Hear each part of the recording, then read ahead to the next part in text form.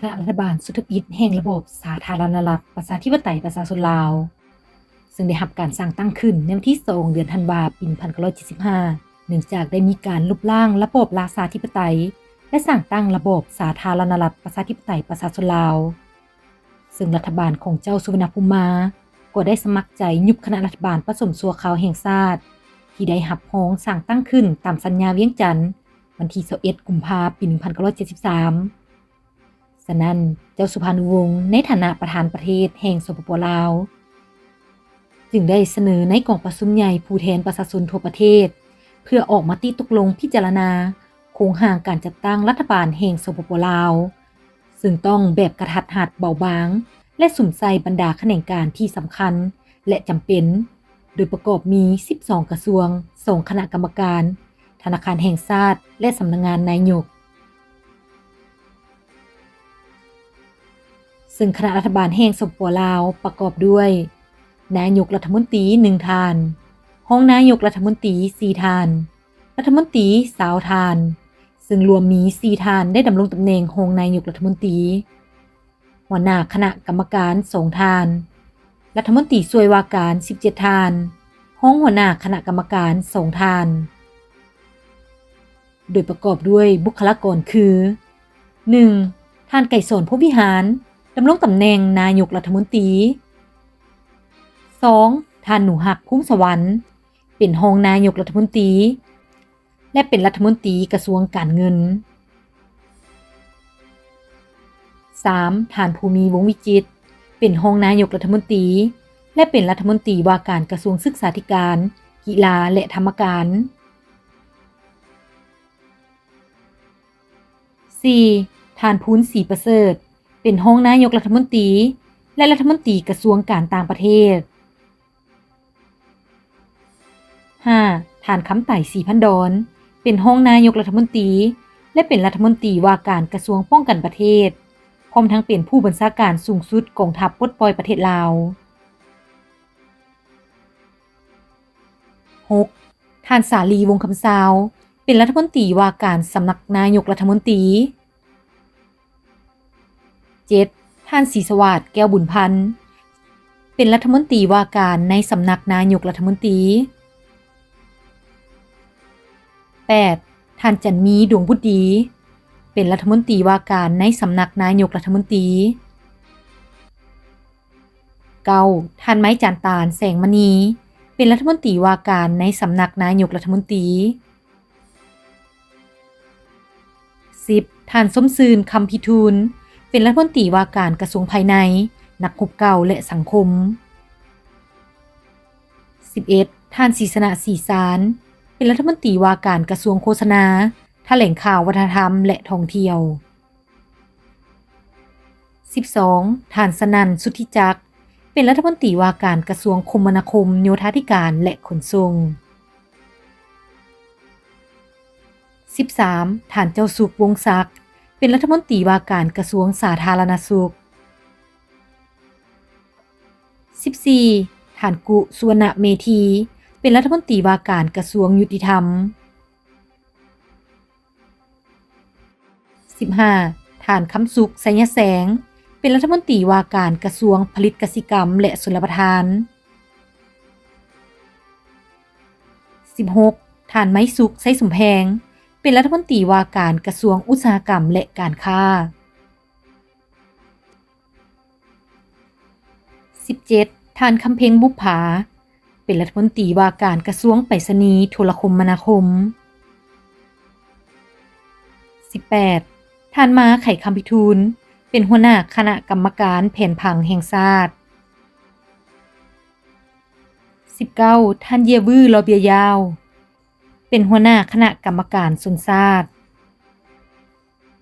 20. ท่านท้องจันทร์อุปราวัลย์เป็นผู้อำนวยการธนาคารแห่งชาติ 21. ท่านท้องสวัสดิ์ไข่คำพิทูลเป็นรัฐมนตรีช่วยว่าการในสำนักนายกรัฐมนตรี 22. ท่านบุษบงศ์สุวรรณวงศ์เป็นรัฐมนตรีช่วยว่าการในสำนักนายกรัฐมนตรี 23. ท่านอุตตมะจุลมณีเป็นรัฐมนตรีช่วยว่าการ กระทรวงศึกษาธิการ กีฬาและธรรมการ24ท่านวิเชียรบุญรักษาเป็นรัฐมนตรีช่วยว่าการกระทรวงศึกษาธิการ กีฬาและธรรมการ25ท่านคำผายบุปผาเป็นรัฐมนตรีช่วยว่าการกระทรวงการต่างประเทศ26ท่านหุ่มพันธ์สิทธิพไสยเป็นรัฐมนตรีช่วยว่าการกระทรวงการต่างประเทศ27ท่านคำอ้วนบุปผาเป็นรัฐมนตรีช่วยว่าการกระทรวงการต่างประเทศ28ท่านสมานวิญญาเกตรัฐมนตรีช่วยว่าการกระทรวงป้องกันประเทศ29ท่านสมศักดิ์ไสสงครามเป็นรัฐมนตรีช่วยว่าการกระทรวงป้องกันประเทศ30ท่านอุ่นเฮือนภูลสวัสดิ์รัฐมนตรีช่วยว่าการกระทรวงโฆษณาการแถลงข่าววัฒนธรรมและท่องเที่ยว31ท่านสิงคโปร์สีโคตรจุลมลีรัฐมนตรีช่วยว่าการกระทรวงคมนาคมโยธาและขนส่ง32ท่านศรีพรภาลิขันธ์รัฐมนตรีช่วยว่าการกระทรวงภายในนักงบเก่าและสังคม33ท่านเดือนสุนนราชรัฐมนตรีช่วยกระทรวงภายในนักงบเก่าและสังคม34ท่านคำเลียงพ้นเสนารัฐมนตรีช่วยกระทรวงสาธารณสุข35ท่านคำบูสุนิไซเป็นห้องหัวหน้าคณะกรรมการแผนผังแห่งชาติ36ท่านใส่คูคำเป็นห้องหัวหน้าคณะกรรมการสนชาติ37ท่านทิพตาลเป็นรัฐมนตรีช่วยว่าการกระทรวงอุตสาหกรรมการค้า38ท่านธรรมสินเป็นรัฐมนตรีช่วยว่าการกระทรวงไปรษณีย์โทรคมนาคม39ท่านอุ่นเนื้อพิมพ์สอนเป็นรัฐมนตรีช่วยว่าการกระทรวงยุติธรรมและนอกนั้นกองประชุมยังได้แต่งตั้งเจ้าสุวรรณภูมิมาเป็นที่ปรึกษาของคณะรัฐบาลแห่งสปป.ลาว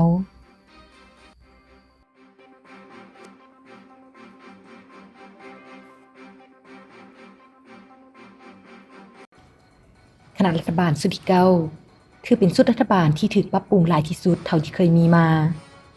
ซึ่งคณะรัฐบาลชุดที่9นี้คือประกาศรับรองแต่งตั้งเป็นทางการในวันที่22เดือนมีนาปี2021โดยประกอบมี17กระทรวงและ2องค์การเทียบเท่าโดยท่านพันคำวิภาวันดำรงตำแหน่งนายกรัฐมนตรีแต่มาฮอดวันที่30ธันวาคมปี2022ท่านพันคำวิภาวันนายกรัฐมนตรีได้ขอพักผ่อนบำนาญเป็นผลให้ต้องมีการปรับปรุงและได้แต่งตั้งท่านสนไซศรีพันดรขึ้นดำรงตำแหน่งนายกรัฐมนตรีกลางสมัยและได้มีการปรับปรุงรัฐมนตรีจำนวนหนึ่งแต่ก็ยังรักษาโครงห่างบรรดากระทรวงจำนวน17กระทรวงและ2องค์การเทียบเท่าอยู่แต่มาฮอดวันที่12เดือนมีนาปี2025ได้มีมติตกลงของคณะบริหารงานศูนย์กลางภาคในการโฮมกงจักรรัฐให้เหลือเพียง13กระทรวงและสภาแห่งชาติก็ได้รับรองอย่างเป็นทางการในวันที่20มีนาปี2025และนี่คือรายชื่อคณะรัฐบาลชุดปัจจุบันล่าสุดซึ่งได้ประกาศรับรองในเดือนมิถุนายน2025นี้โดยมี22ท่านจำนวน13กระทรวง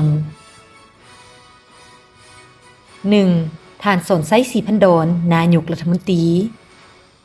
2. พลเอกจันทร์สมรจัญญาราษฎร์รองนายกรัฐมนตรี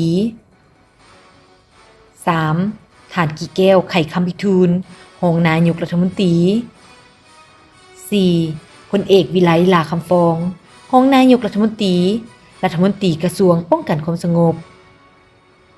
5. ท่านสลึมไซกรมสิทธิ์รองนายกรัฐมนตรี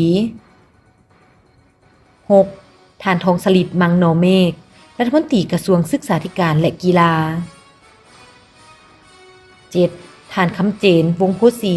รัฐมนตรีประจำสำนักงานนายกรัฐมนตรี 8. ท่านบเวียงคำวงศ์ดารารัฐมนตรีกระทรวงเทคโนโลยีและการสื่อสาร 9ท่านสันติภาพพรหมวิหารรัฐมนตรีกระทรวงการเงิน 10ท่านนางบุญคำวรจิตผู้ว่าการธนาคารแห่งสปปลาว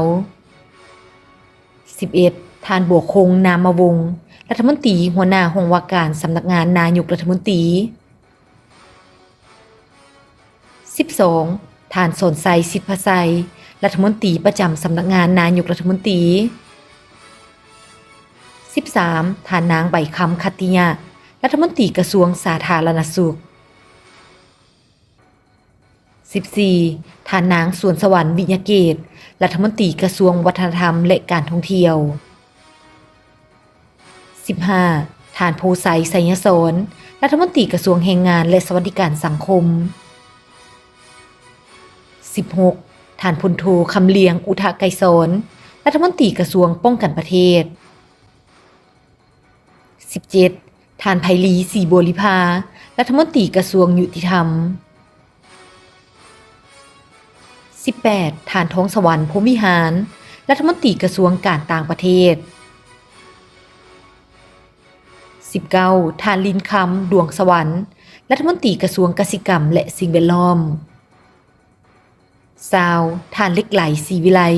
รัฐมนตรีกระทรวงโยธาธิการและขนส่ง